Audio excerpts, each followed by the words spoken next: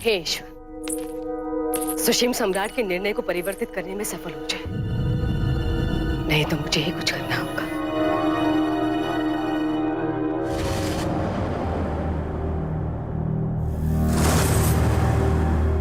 महारानी, आचार्य चाणक्य आपसे भेंट करने की अनुमति चाहते हैं।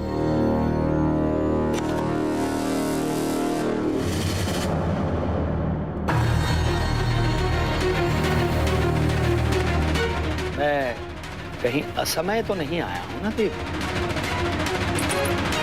नहीं आचार्य। महारानी, मैं आभार प्रकट करने के लिए आया हूं, और मैं ही नहीं, समग्र मौर्य वंश आपका सदैव ऋणी रहेगा। महारानी चारुमित्रा, मैं तो पहले ही आना चाहता था, व्यक्तिगत रूप से ये कहने के लिए, आभार प्रकट करने के लिए कि आपने देवी धर्मा के प्राणों की रक्षा की।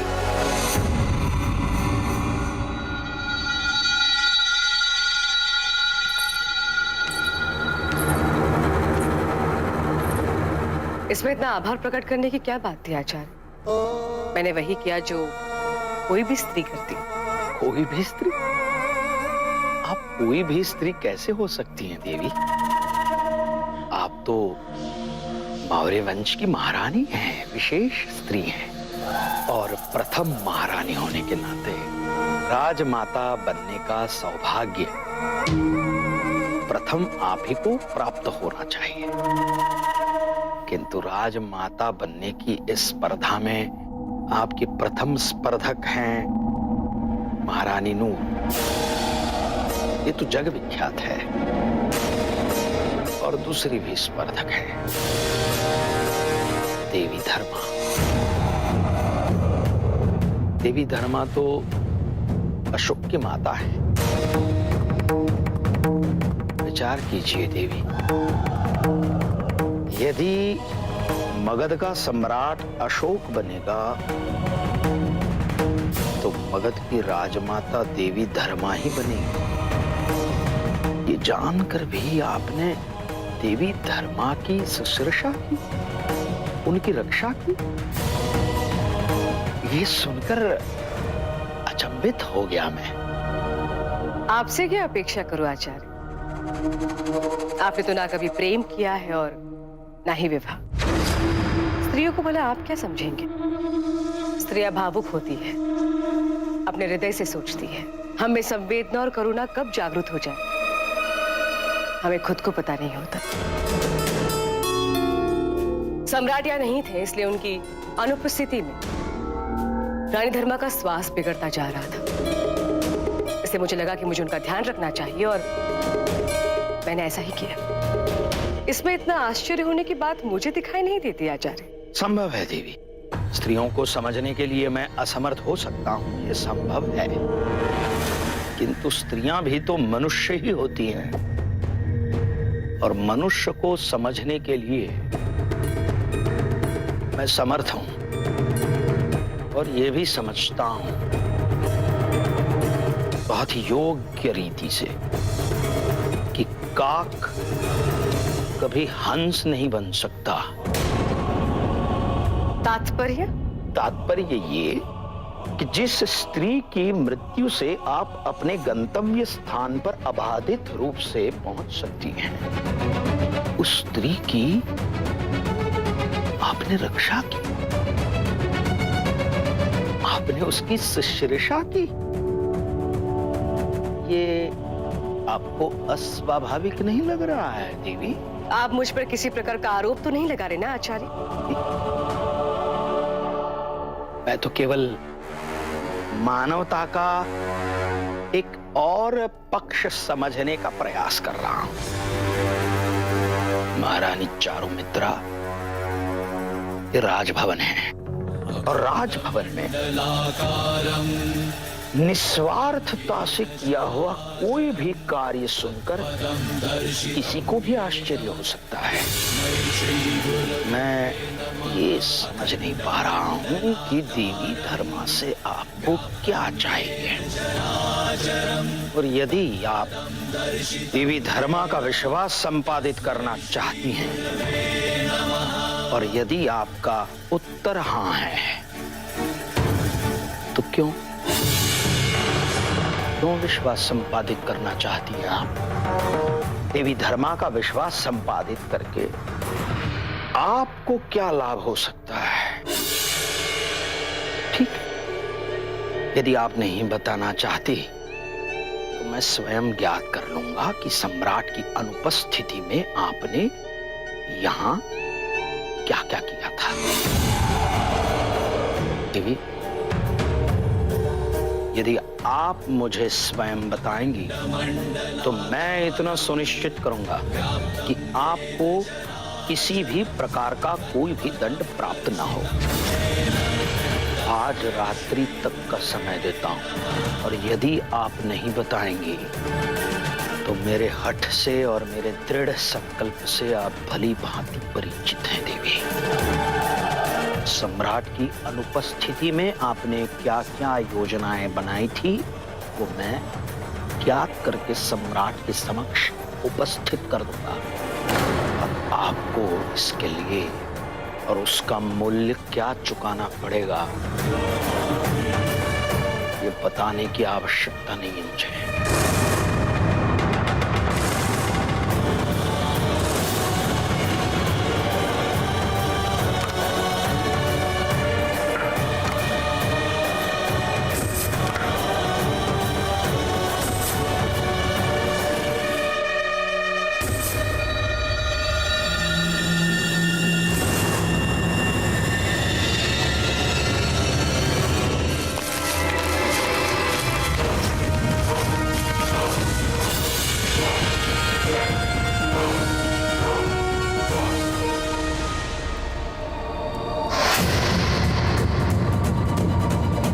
कैसे कर पाएंगे ये सब?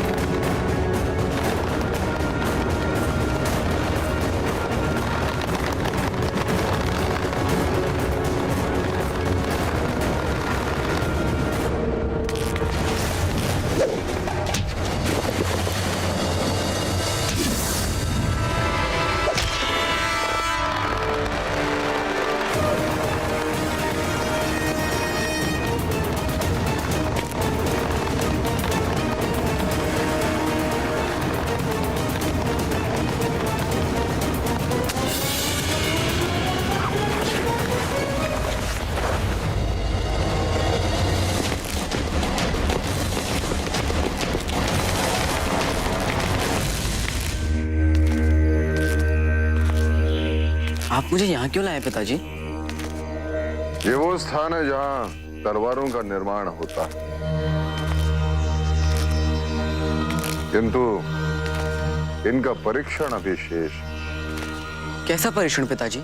ताप से ढलने के पश्चात प्रत्येक तलवार को ऐसे पुतले के साथ परीक्षण किया जाता है।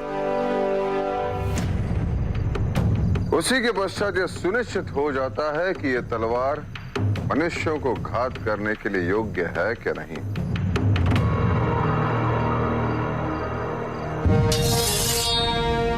मेरी यह इच्छा है कि तुम यहां बने इन तलवारों का परीक्षण करो।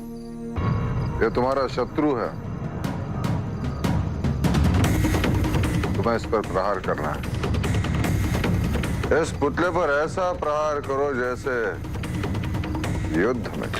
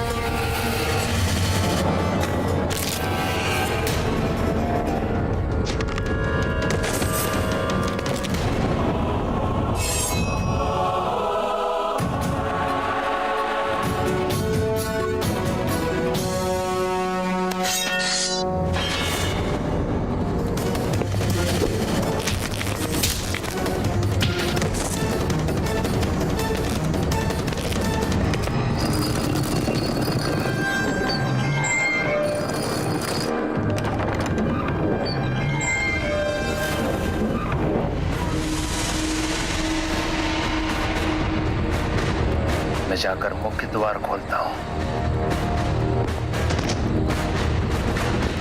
तुम्हें कामयाबी मिले।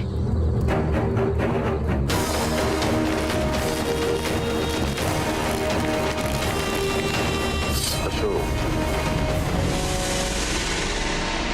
तुम शत्रु का शीश काट क्यों नहीं पाए? मुझे भी समझ नहीं आ रहा। ताप से तो सभी तलवारें ढली है अशोक, किंतु उसे उपयुक्त बनाने के लिए इससे अधिक ताप, दबाव और परीक्षण के द्वारा उसे तैयार की जाती है। उसके बिना यह किसी भी काम की नहीं पुत्र। मैं तुम्हें अपनी सबसे प्रभावशाली, बलशाली और सबसे महत्वपूर्ण तलवार के रूप में देखता हूं, किंतु उसके लिए मुझे तुम्हें और भी ढालना होगा। इस प्रकार तुम मेरे साथ रहकर एक राजकुमार के दायित्व का निर्वाह करने में सक्षम हो जाओ। मैं सुनिश्चित करना चाहता हूं कि तुम संपूर्ण और संपन्न राजकुमार बनो। राजकुमार जन्म से होते हैं पिताजी।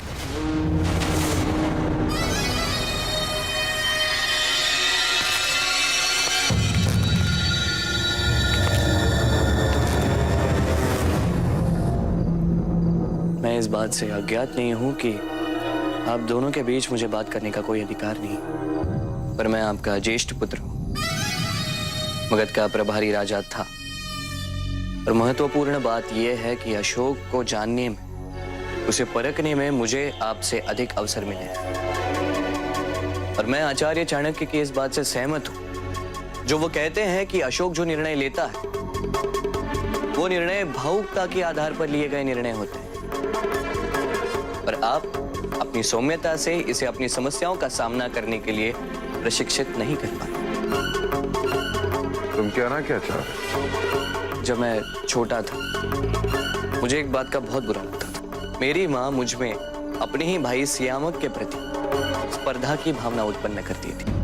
माँ नूर भी सियामक के साथ यही करती थी। वो सदैव यही प्रयास करते रहे कि हम भावुकता से दूर रहें, और आज इतने वर्षों के पश्चात हमें उस प्रशिक्षण का प्रभाव प्रत्यक्ष होता है। मैं और श्याम दोनों भावुक नहीं।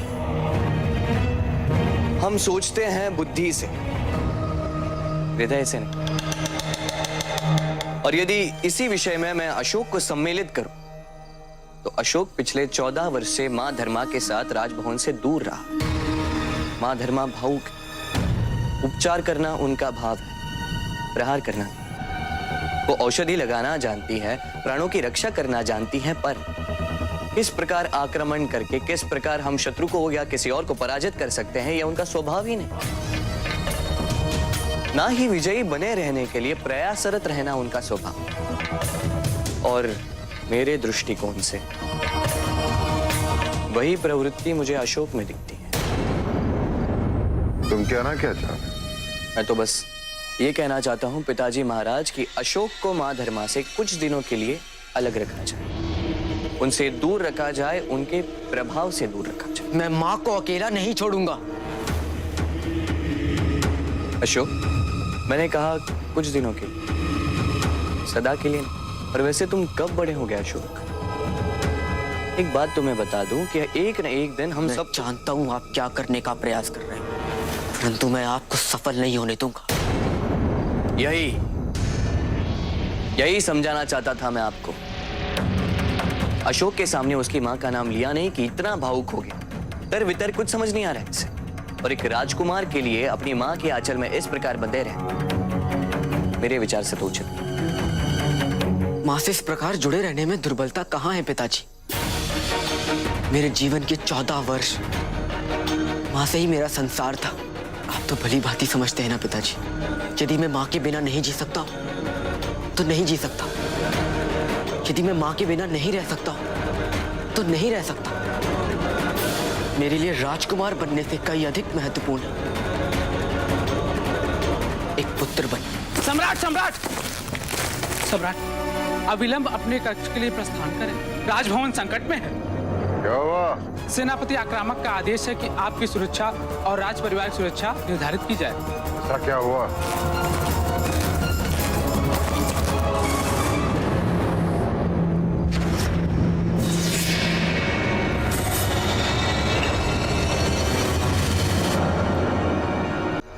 तो तक्षशिला जाने के लिए तैयार है, अपनी मां से बहुत दूर। मेरी माँ ने आपके प्राणों की रक्षा की है, आपको जीवन दान दिया। आप मेरी माँ के बारे में ऐसा कैसे सोच सकते हैं? जीवन दान अवश्य दिया, मानता हूं, पर मेरे प्राण बचाने के लिए नहीं, तुम्हारे प्राण बचाने के लिए।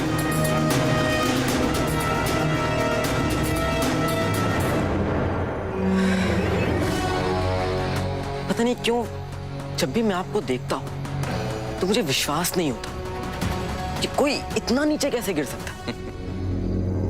मैं बताता हूं, क्या है, उठने के लिए पहले नीचे गिरना आवश्यक है।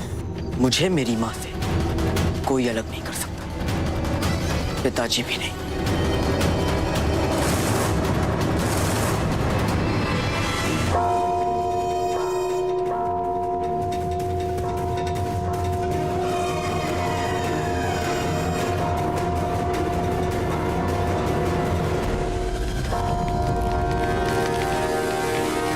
उस ओर देखो।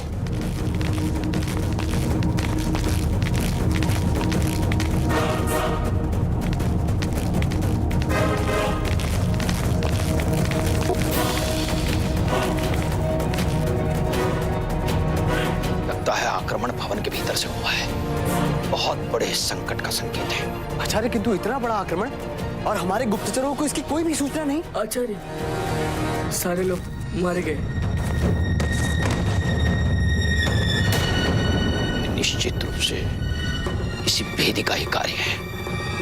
पता नहीं सम्राट और अन्य लोग कहाँ होंगे इस समय। सम्राट, क्या हुआ? आक्रामक आक्रमण हुआ है। किसने किया? कौन है वो? जो भी है, बड़ी तैयारी के साथ आया है। सम्राट, आप अंदर जाइए। आपकी और राज परिवार की सुरक्षा अत्यंत महत्वपूर्ण है। चलो। नहीं सम्राट, स्थिति बहुत गंभीर है। मेरा आपसे निवेदन है, आप अंदर जाइए। सैनिकों, सम्राट के साथ जाओ। वो आ गए। वो आ गए।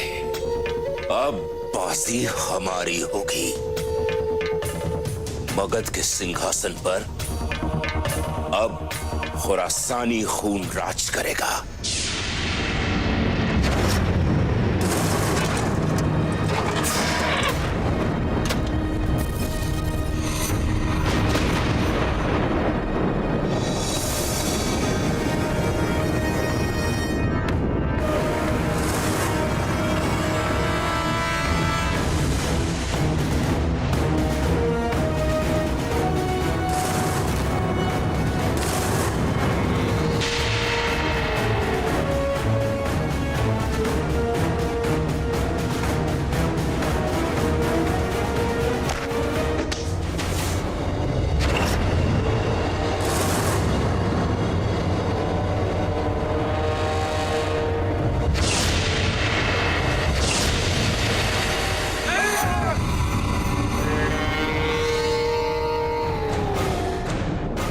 द्वार तोड़ने से पहले तुम्हें मेरा सामना करना होगा। तो तुम आक्रामक हो गए। चलो, नपुंसकों की सेना में कोई तो मर्द निकला। तुमने अभी मगध की सेना की शक्ति देखी ही कहाँ है? किसी क्षण भी वो यहाँ आती होगी, फिर निर्णय हो जाएगा कि कौन क्या है। तब तक ये महल मेरा होगा आक्रामक।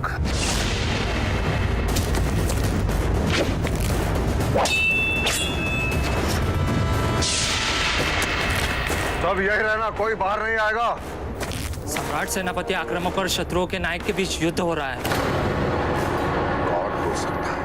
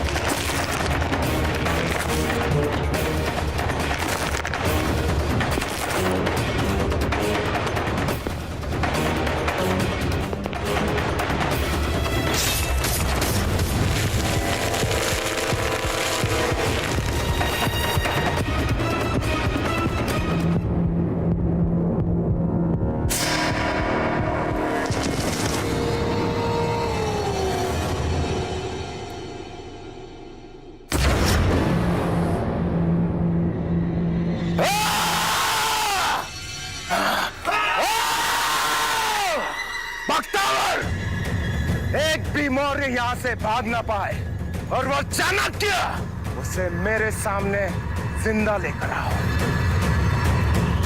उसकी आंखों में दर्द देखना चाहता हूं मैं। जाओ!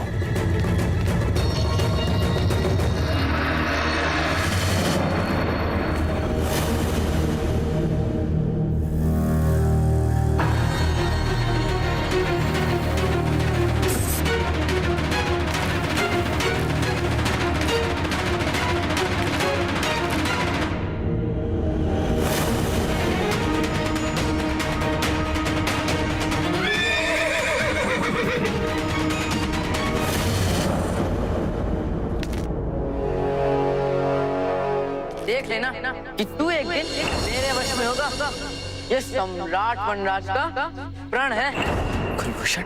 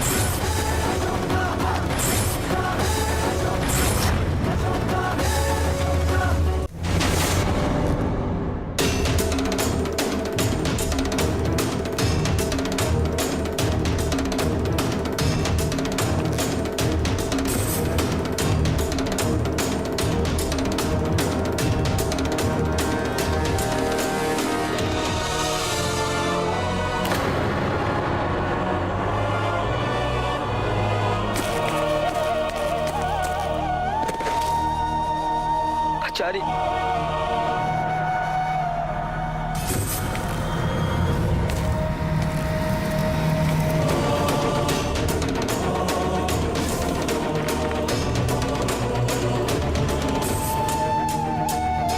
जिसने भी ऐसा किया है आचार्य, मैं उसे नहीं छोड़ूंगा। वचन देता हूं आपको आचार्य, आपका यह अधूरा कार्य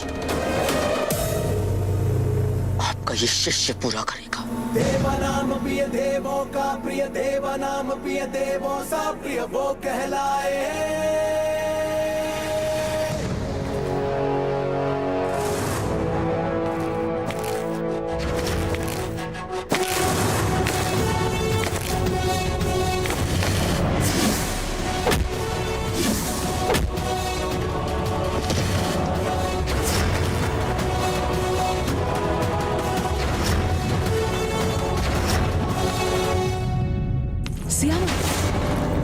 उन्हें नहीं पता चलना चाहिए कि हम यहाँ हैं। अशोक अकेले है वो अपनी रक्षा कर सकता है, किंतु मेरी रक्षा कौन करेगा? क्यों तुम नहीं चाहते हो कि तुम्हारी पितामही सुरक्षित रहे?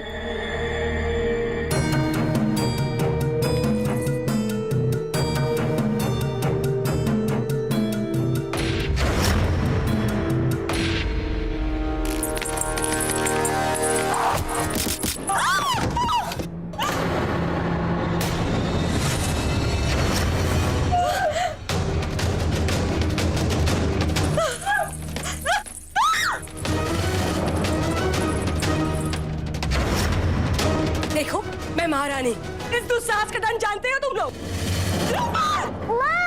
किसी ने अगर एक भी आवाज निकाली तो सर को धड़ से अलग कर दूंगा। हम आपके आगे हाथ जोड़ते हैं, हमसे विनती करते हैं, छोड़ दीजिए द्रुपद को। अब जो कहेंगे वो करेंगे, उसे हानि मत पहुंचाइए। अंदर चलो, सब दीवार से लग कर बैठ जाओ। चलो अंदर।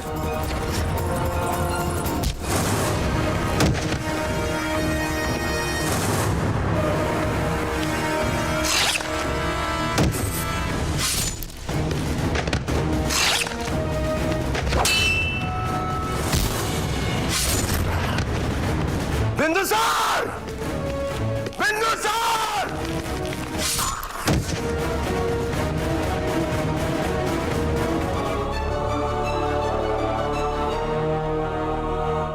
बिंदुसार कहाँ छुपा तू? बिंदुसार!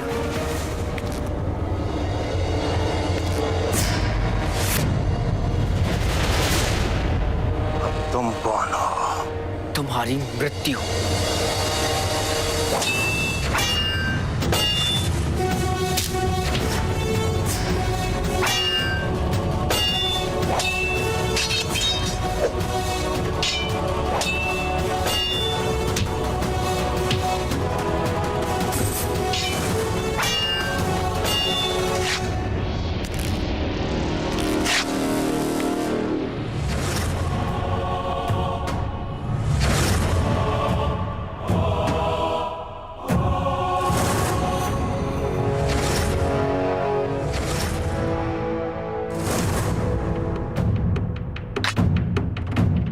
बच्चों को मारना मेरा शौक नहीं। निकल जाओ यहां से।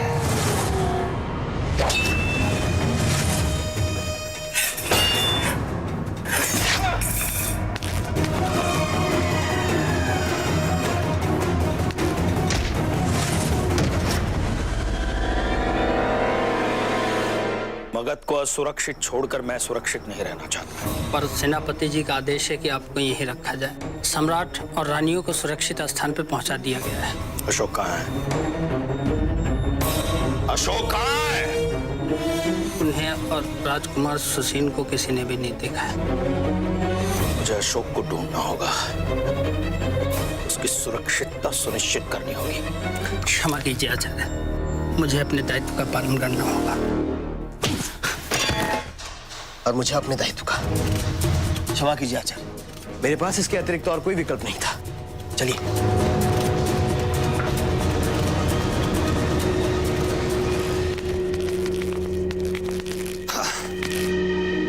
नूर ने सही कहा था कि चाणक्य को पकड़ना इतना आसान नहीं होगा। और ढूंढते रहो उसे।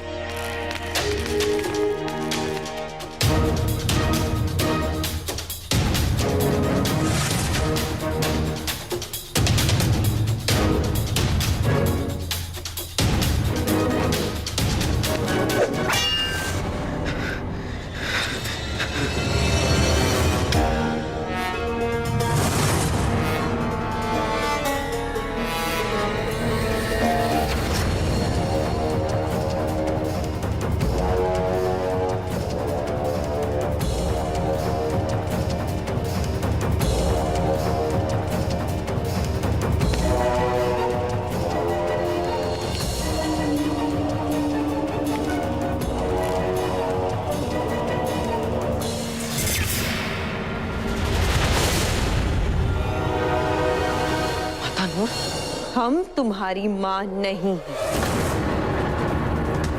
बिंदुसार की जान बसती है इसमें। इसे इतनी आसान मौत नहीं देनी चाहिए। आप ऐसा कैसे कर सकती हैं माता नूर? श्यामक मेरा भाई है। इसे पत्थर से बांधकर दरिया में फेंक दो।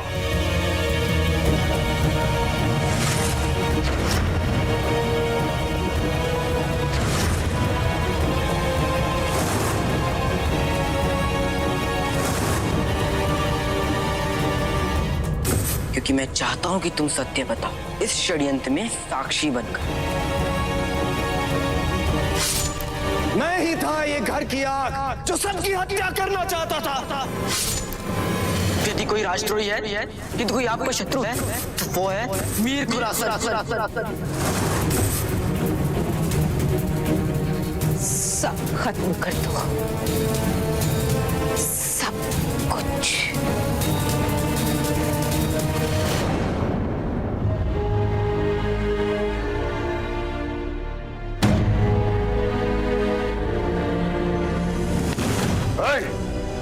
सम्राट, तलवार नीचे रखो।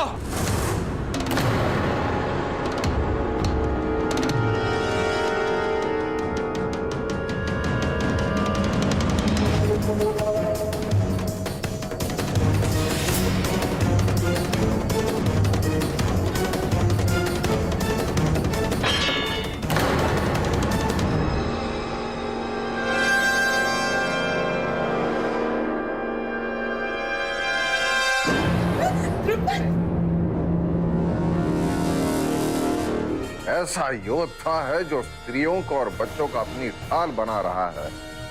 कौन है तुम्हारा नायक जिसने तुम्हें कायरों के भांति युद्ध करना सिखाया है?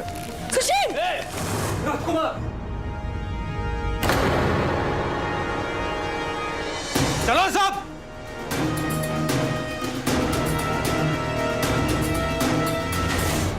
हे ईश्वर, मेरे पुत्र की रक्षा कीजिए। चलो।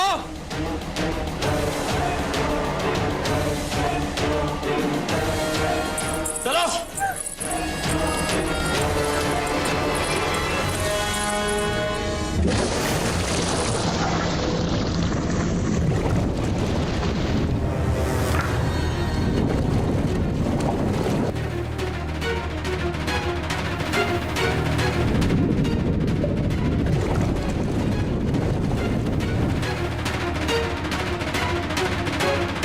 ये गया बिंदुसार का बेटा अशोक। पत्थर बांधकर फेंका है, बचने का कोई सवाल ही नहीं होता। चलो। आचार्य, यदि हमने अशोक की सहायता नहीं की तो वो जीवित नहीं बच पाएगा। अशोक अपनी माता के गर्भ में प्रवेश करने से पूर्व ही मृत्यु को परास्त करके आया है। मुझे संपूर्ण विश्वास है, जब तक अशोक सम्राट नहीं बनता तब तक वो अपना देह नहीं त्यागेगा।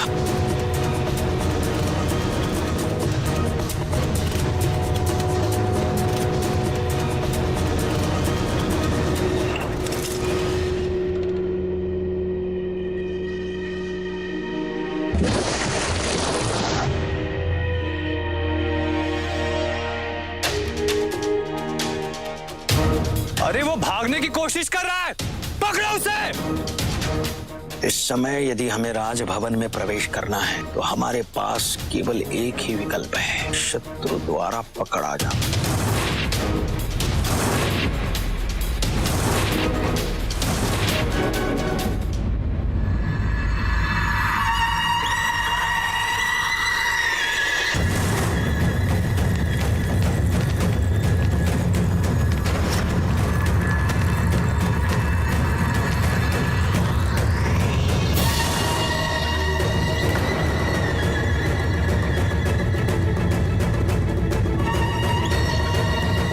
दास्तान।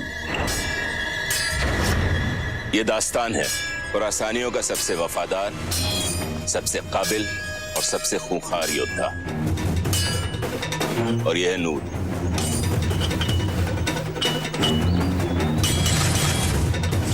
नहीं दास्तान,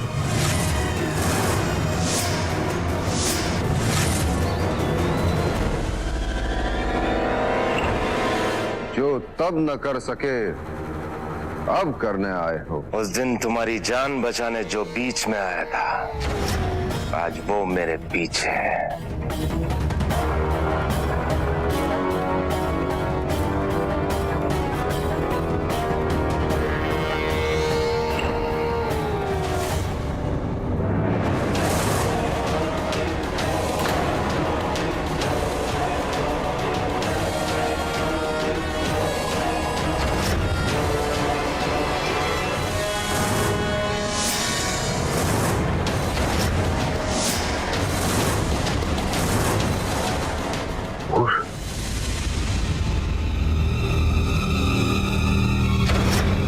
ऐसा दुस्साहस!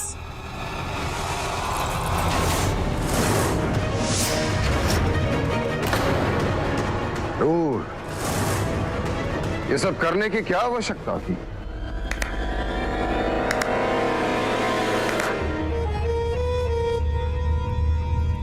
हैरत होती है ये देखकर कि आप अब भी ये सवाल कर रहे हैं।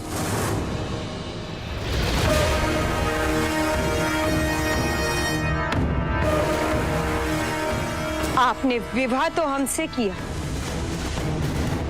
लेकिन अपना दिल आप किसी और को दे आए। आपने हमारे साथ जो किया उसे फरेब कहते हैं, फरेब। मैं तुमसे ऐसा प्रेम कभी नहीं कर पाऊंगा। मैंने ये विवाह मात्र एक वचन की पूर्ति के लिए किया है। मैं तो हृदय से उसी को समर्पित हूँ जिसने मेरे प्राण बचाए थे। और वो भी किसके लिए?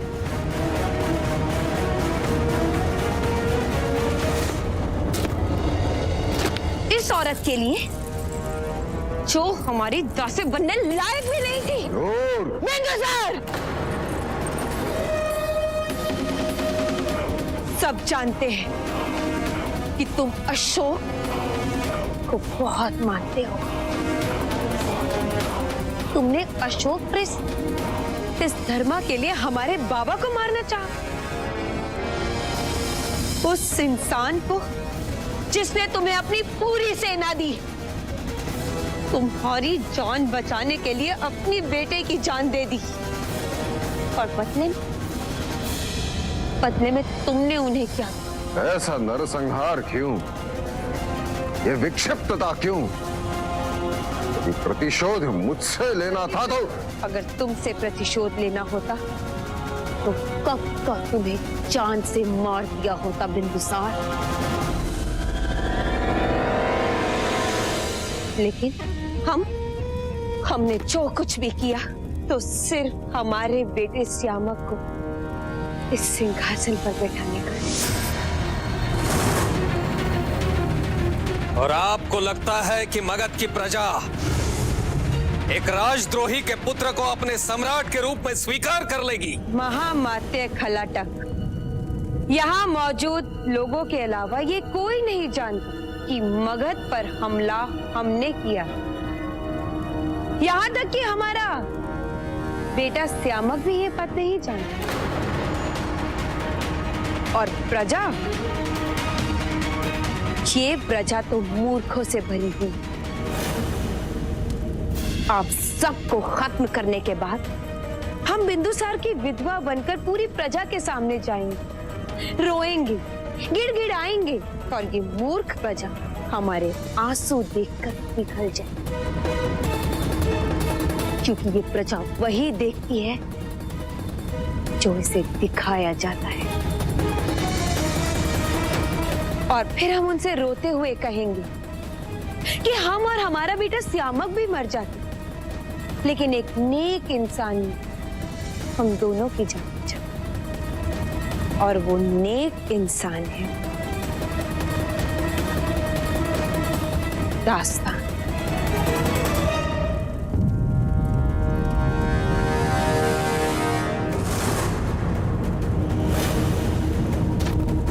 फिर हम और फिर जैसा हर कहानी में होता है, हम और दास्तान एक दूसरे से विवाह करेंगे।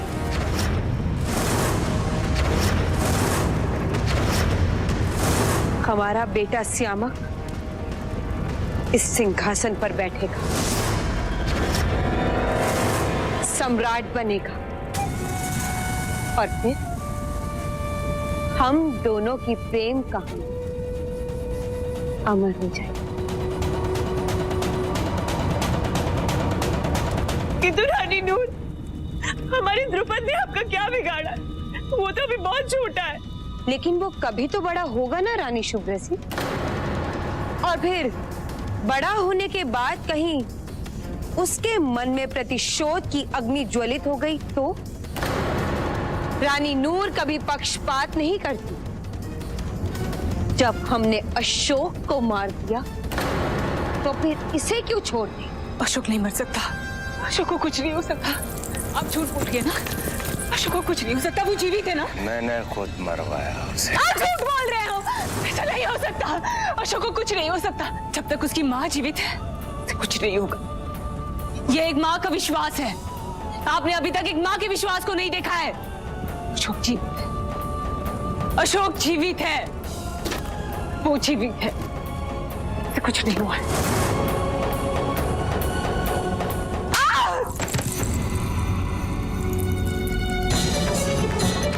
बुला, बुला अपने पुत्र को, बुला।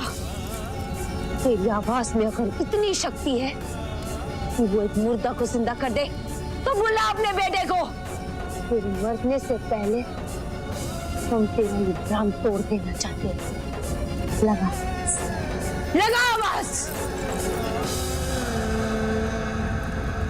Ashok! For more updates, log on to colorstv.in.com.